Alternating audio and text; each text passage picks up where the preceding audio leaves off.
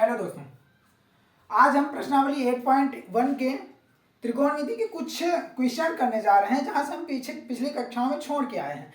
पिछली कक्षाओं में हम आपको question number 1, question number 2, question number 3 हमने करवा दिया था। अब उसके बाद हम क्वेश्चन नंबर 4, 5, 6 इस क्लास में सीखेंगे। उससे पहले मैं Sunil Kumar Patel growing leader learning में आपका हार्दिक स्वागत करते हैं। अगर आप हमारे चैनल में पहली बार आए हैं तो सब्सक्राइब बटन को प्रेस कर लीजिएगा और बेल आइकन जरूर दबा लीजिएगा ताकि हमारी वीडियो की अपडेट आप तक जल्द से जल्द पहुंचे। क्वेश्चंस जो है ये क्वेश्चन नंबर 4 है। ये 15 cot a बराबर 8 हो तो sin a और sec a का मान ज्ञात करना है। हमने आपको बताया था कि त्रिकोणमिति कोई भी किसी भी त्रिकोणमिति का कोई भी क्वेश्चन हल करना है तो सबसे पहले समकोण त्रिभुज को हम ड्रा कर लेते हैं। समकोण त्रिभुज में हम b को समकोण मान लेते हैं और a में थीटा दिया गया है यानी कि cot a दिया गया है तो यहाँ थीटा मान लेते हैं ताकि हमें क्वेश्चन को समझने में ज्यादा आसानी हो और कम समय में क्वेश्चन कंप्लीट किया जा सके। तो cot a बराबर 8 दिया गया है, ये आपको दिया हुआ है। cot a बराबर 8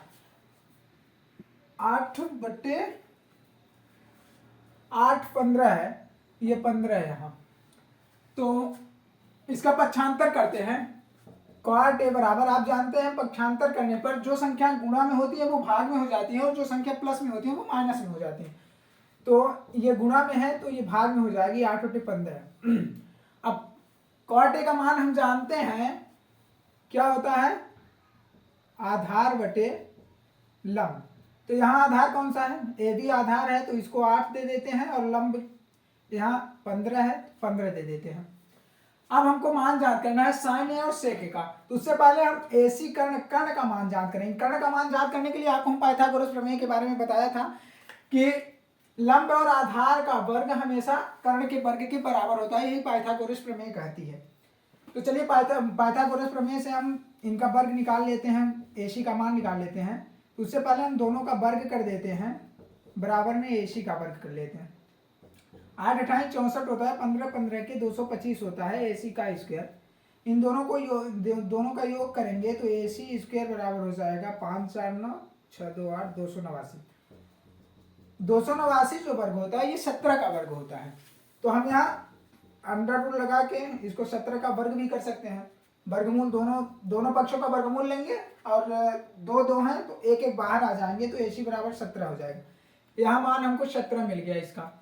अब क्या करेंगे, अब इन्हीं मान के आधार पर हमको sin और sec a का मान ज्ञात कर देना है। बस हो गया, क्वेश्चन तो हल हो चुका है, बस मान पुट करना है आपको। तो sin a बराबर होता है लंब बटे कर्ण।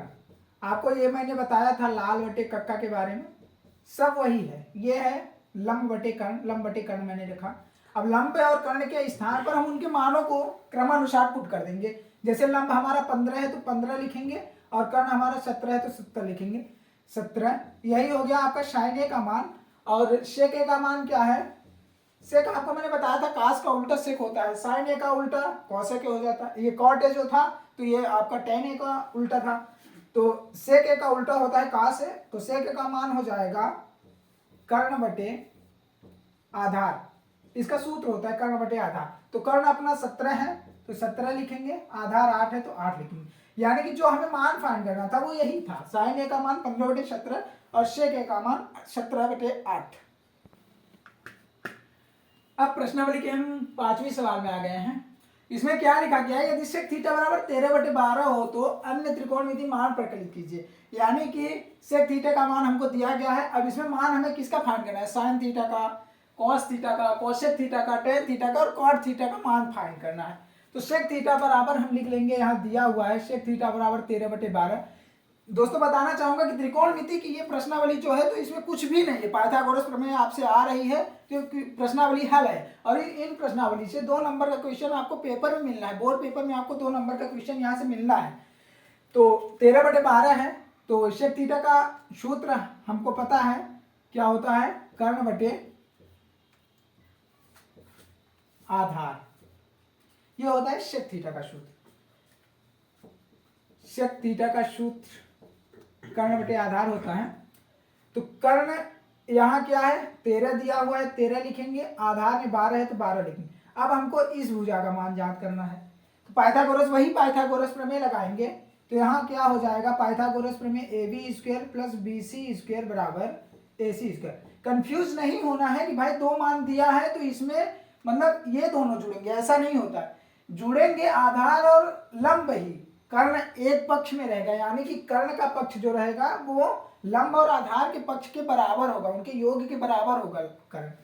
तो यहाँ 12 है, बी सी बराबर 12 दिया हुआ है तो 12 हो जाएगा। ए सी का वर्ग भी दिया हुआ है 13, तो 13 का वर्ग हो जाएगा। और ए बी नहीं दिया हुआ है तो ए बी को लिखे रहने दे।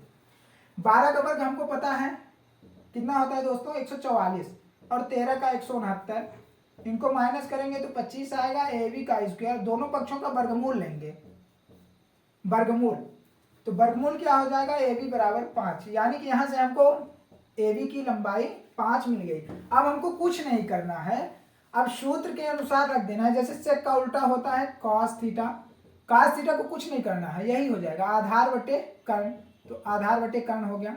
साइन थीटा का हमको पता है लंब बटे कर्ण होता है, इसमें भी पुट कर देंगे लंब बटे कर्ण, लंब हो गया 5 आपका, कर्ण हो गया 13।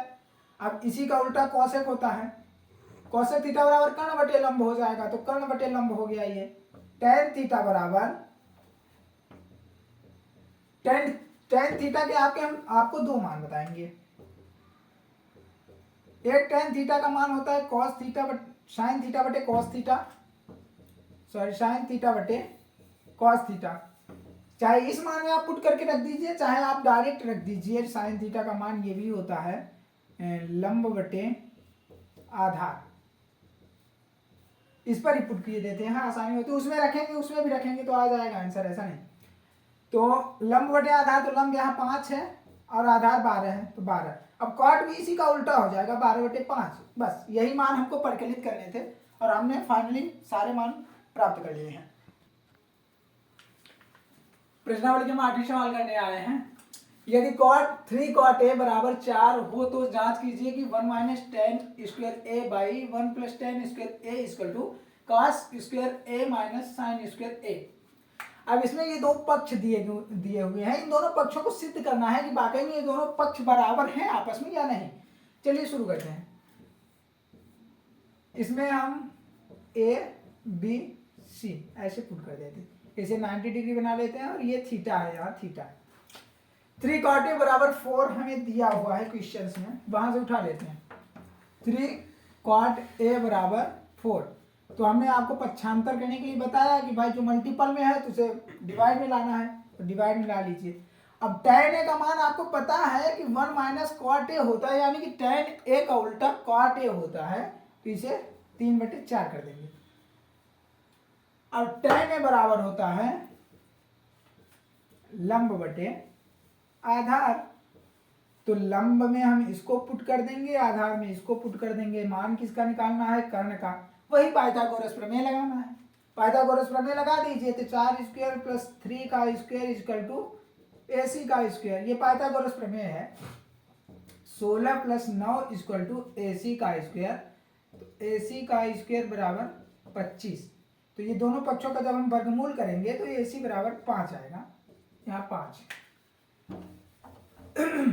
अब हम लिखेंगे राइट हैंड साइड, इसे दो साइड में डिवाइड कर लेते हैं, ये लेफ्ट हैंड साइड हो जाएगा, ये राइट हैंड साइड। अब इसे लिखेंगे 1 minus tan square A by 1 plus tan square A. Tan A का मान आया था दोस्तों 3/4, इसे ध्यान में रखिएगा, सॉरी हमने मिटा दिया था। तो 1 माइनस 3/4 का स्क्वायर बटे 1 प्लस 3/4 का स्क्वायर, इसी को हल करेंगे, सिंप्लीफाई करेंगे इसी को। तो 1 माइनस 3 त्रिकाई 9, 4 चौक 16 बटे 1 प्लस 3 त्रिकाई 9 बटे 4 चौक 16।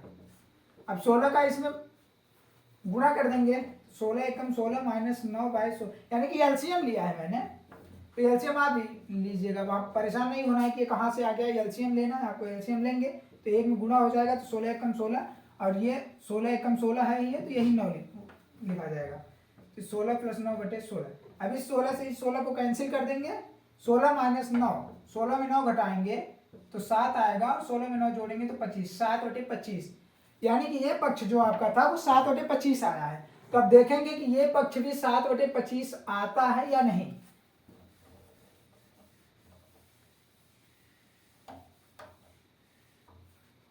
अब लेफ्ट हैंड साइड बता रहे हैं, cos A और sin A ये मान ज्ञात करने के पहले हम इसको cos A और sin A का मान फाइंड कर लेते हैं। तो cos A बराबर होता है आधार बटे कर्ण। तो आधार आपको क्या मिला हुआ है यहाँ 4 और कर्ण है 5, यानी कि 4/5।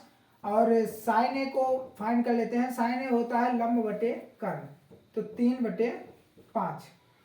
अब cos square A minus sine square A, 4/5 का वर्ग कर देंगे माइनस 3/5 का वर्ग कर देंगे। इसके पहले इसमें क्या आया था दोस्तों, 7/25, ध्यान रखना है। 16/25 माइनस 3 त्रिकाई 9/25, इसका एलसीएम लेंगे 25 होगा, 16 में 9 घटाएंगे तो 7/25, यानी 7/25 इसमें भी 7/25 इसमें भी। अब आपको क्या करना है, लास्ट में लिख देना है LHS बराबर RHS, यानी कि हमने जैसा कि देखा कि 7/25 उसमें भी इसमें भी आ रहा है, 7/25 इसमें भी आ रहा है, यानी कि ये जो समीकरण दिया हुआ है ये बिल्कुल सही दिया हुआ है। तो दोस्तों आज की क्लास यहीं समाप्त करते हैं और आप हमें दीजिए इजाज़त। आशा है कि आपकी तैयारी काफ़ी अच्छे से चल रही होगी। बाकी वीडियो पूरा देखने के लिए बहुत बहुत धन्यवाद। वीडियो को लाइक, सब्सक्राइब और कमेंट हो सकेगा तो शेयर भी